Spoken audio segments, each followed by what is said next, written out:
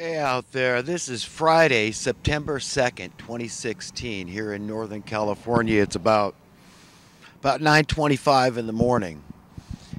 And I was showing the sky a little earlier there, and the reason is because these clouds we're seeing are unnatural. They hadn't been spraying, chemtrailing for months now, and just yesterday they started up in full force, and I believe this is either residue from yesterday or they've been doing it overnight. I don't know. But, it's a little bit distressing to see there's nothing that's been done about this program and even bringing it to the light of the mainstream media. And, you look at how dumbed down people are anyhow, and you see that even if they come out on the mainstream media with this information, there's still going to be people out there that aren't paying attention, that just don't care what they're breathing, what the effects on the planet might be through this, what they call experimenting, this geoengineering weather modification program they've got going on. But anyhow, I'm not going to talk long about that. I wanted to talk more about an establishment that's basically crapping its collective pants over the notion that Donald Trump's going to get into office and he's going to really shake things up, or in not only in America but south of the border. He's talking about kind of an alliance, or at least keeping the benefits of the economic progress we're making in this hemisphere. And doing business with our neighbor to the south certainly would help their situation, and it would disincentivize some of the the massive migration we've seen coming from the south. But that's some of the current events I wanted to talk about, and I wanted to talk a little about the human condition and how we are living, breathing, walking, speaking, thinking miracles, and we all need to start acting like it. And I understand when we don't. I understand that it's really easy to get into the base, brute beast, small-minded, short-sighted mode where we're living basically like automatons, like the way they want us to, with low expectations and basically just conforming. I see the way people drive as emblematic, indicative of that same kind of mentality, where they are uptight, they are just thinking about themselves. They don't care about the other drivers. They just care about what's best for them. And that's basically it's part and parcel of this whole program of psyching us out, taking away our confidence through things like confusion and ignorance, by dumbing us down, by making they convolute everything so our minds are reeling. We feel overwhelmed. We just can't deal with it. And so they've got us in this kind of this small-minded, brute beast mode. And that's where they want us. They want us just disempowered. They don't want us to feel like we can affect change in the world for the positive. But we can.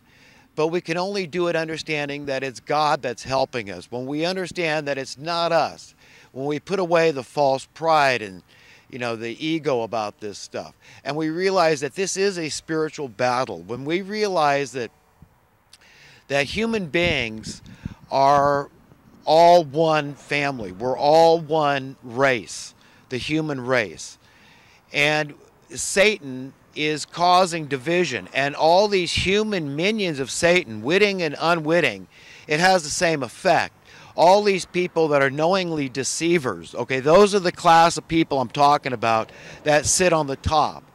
And the most important component of maintaining power and relevance is to keep the people down, to keep them believing that this is just the way it has to be because it is the way it is. And what I mean by that, I'm talking about social economic progress.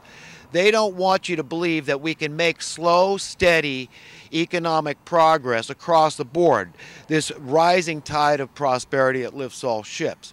And the reason I quickly get into economics and I mix it and conflate it with spiritualism is because it really is the base of all of our problems. This is where it's stemming from, is social economic injustice. This is what they're upset about in the hood, okay?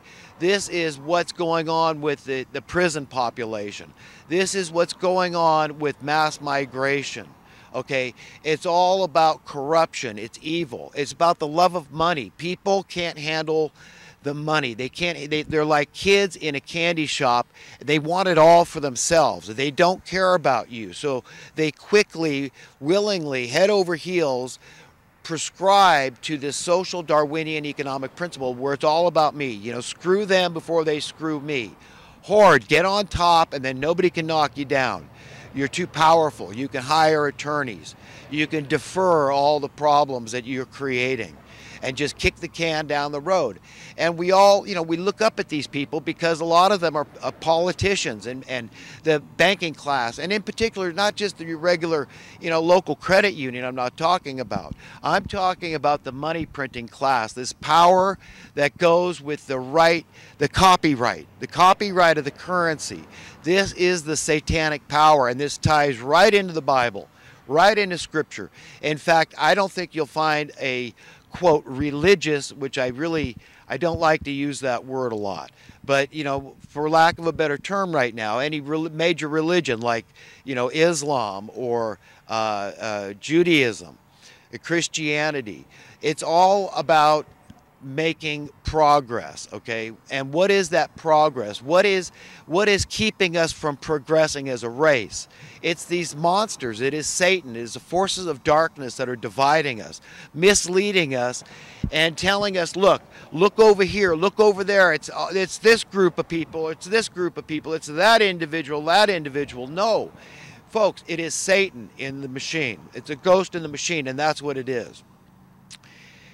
And the reason it stays on top is because it's willing to do things that normal, common, decent people are not willing to do. We're not willing to murder anybody, even if we gain the whole world. That's what normal, healthy people are like.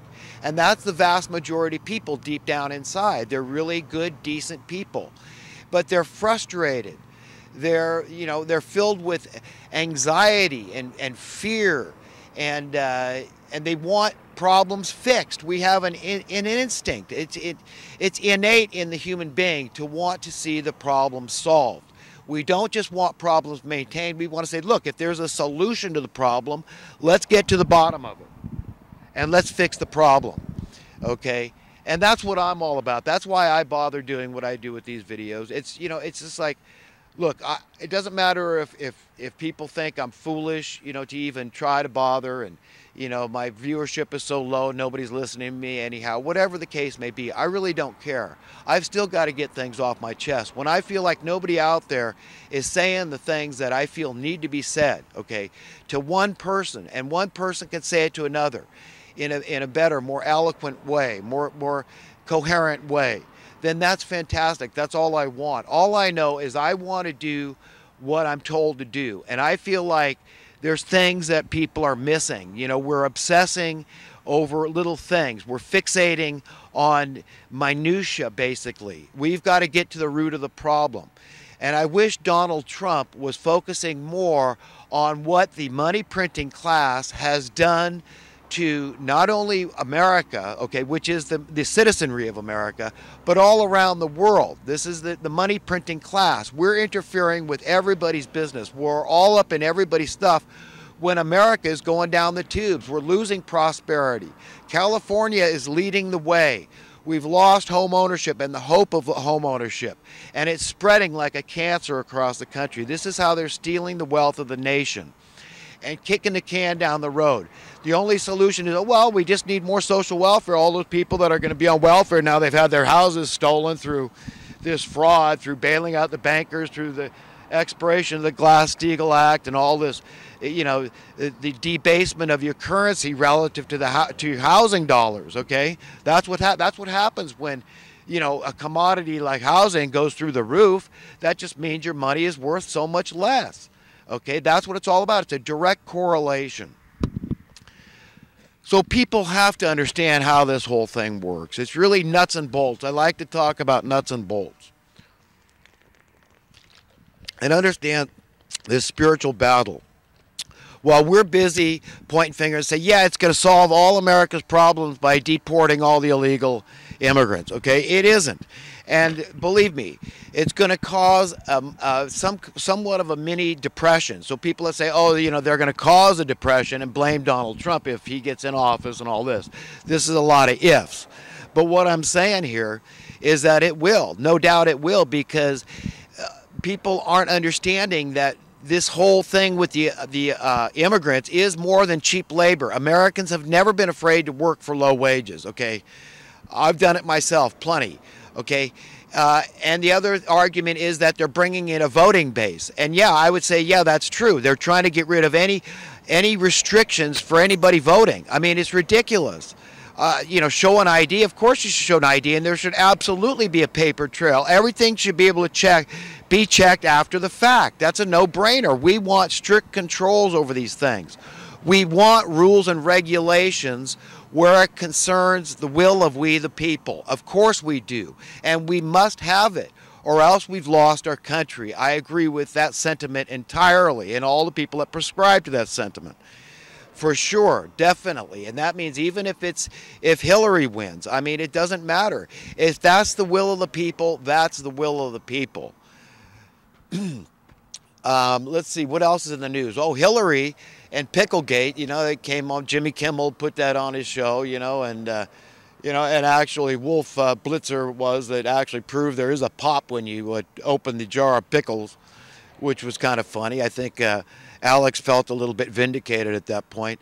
But, Hillary Clinton naming Alex Jones by name, okay, and ad hominem attack on Alex Jones, calling his heart so dark it was practically incomprehensible to her. This is the woman that's delighting in the death of Muammar Gaddafi, a truly humanitarian, egalitarian socialist, okay? I mean, there again, for lack of a better term, I use that loosely because I realize terms are very subjective. This is something we all need to realize. You know, there's a lot of hot button terms like religion. Oh, you're religious, so, boom, I don't want to hear anything else you have to say. Or, you lean towards socialism or liberalism or conservatism, whatever it is, folks. It's all a lot of nonsense. It's like Babylon being injected into our veins, into our minds, into our hearts, and it's keeping us at each other's throats. This is where the system wants us. This is where the